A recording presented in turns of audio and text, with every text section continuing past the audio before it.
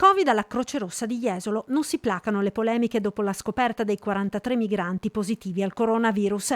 I contagiati sono stati trasferiti, gli altri 85 negativi al tampone sono in isolamento nello stabile di Via Levantina e la notizia rimbalzata sui media nazionali ed internazionali non sta certo facendo una buona pubblicità alla località balneare, tanto da far partire azioni legali.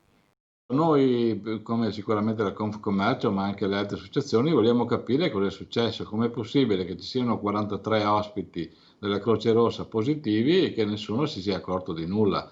Quindi ovviamente è una cosa che vogliamo capire, indipendentemente poi dalla richiesta danni o no, che se c'è qualche responsabilità è giusto che venga fuori. Però è anche giusto sapere e capire perché è successo questo e anche per evitare che succeda ancora. Quindi quello che stiamo chiedendo un attimino, che la Croce Rossa sia destinata eventualmente ad altre attività della Croce Rossa, ma non ad ospitare dei migranti. Intanto è arrivato anche l'esercito a supportare le forze dell'ordine nel controllare che nessuna delle persone in quarantena esca dalla struttura e sul fronte epidemiologico sono scattati i controlli sui contatti dei migranti, in particolare nelle aziende dove alcuni di loro lavorano.